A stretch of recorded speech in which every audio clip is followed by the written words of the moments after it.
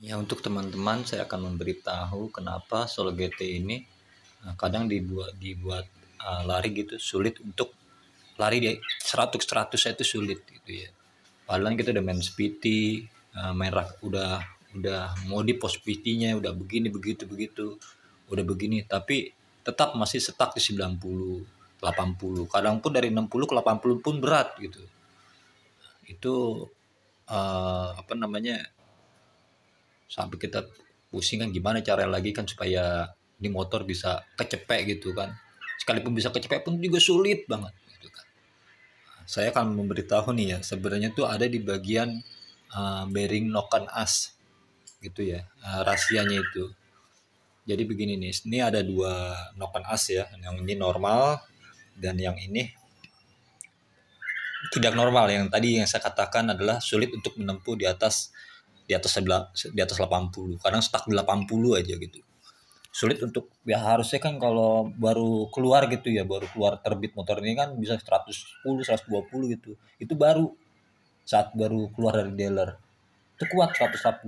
Karena kenapa, dia posisinya masih keadaan normal semua, oli lancar. Jadi begini, ini saya jelasin ya, ini ada dua head ya, yang di situ terdapat ada noken as. Ini ada noken as juga, dan ini ada noken as. Saya udah tandain tuh ya, ada putih dan ini juga ada putihnya juga. Untuk memperbedakan mana yang normal dan tidak. Jadi yang sulit untuk menempuh ke 80 ke 100 itu sulit, stuck 80 ini. Jadi dia ada di sini penyakitnya. Ini bearing noken as ya. Bearing noken as ini yang bagian ini kan bagian dalam pelor.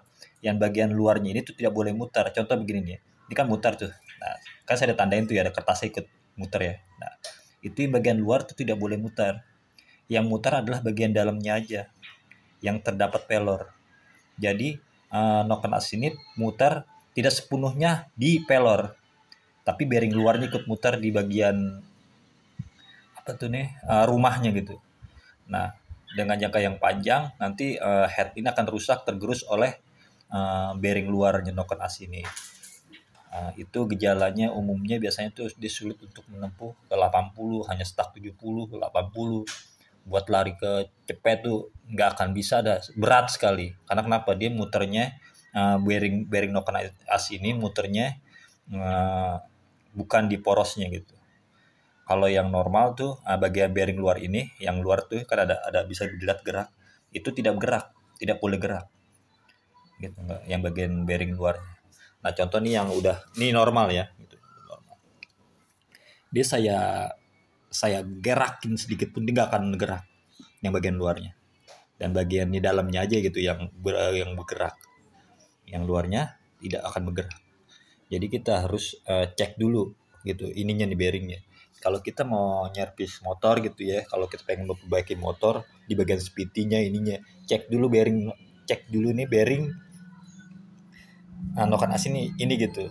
Jangan sampai nanti kita udah modifikasi, ganti roller, ganti ini jadi gapas dan kok masih berat aja. Cek ininya, bagian bearing ini. Kalau seumpama bearingnya apa namanya, yang bagian luar itu ngikut, yang berharap untuk bisa dapat 100 kecepatan gitu. Lambat, nggak akan bisa lari.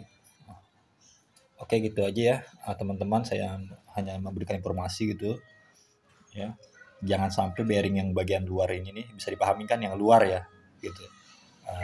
Itu jangan sampai terjadi gerak seperti kayak gini. Jadi noken as itu muternya gitu kan, rantai keteng muternya bearing ini itu nggak sepenuhnya di bagian pelor gitu.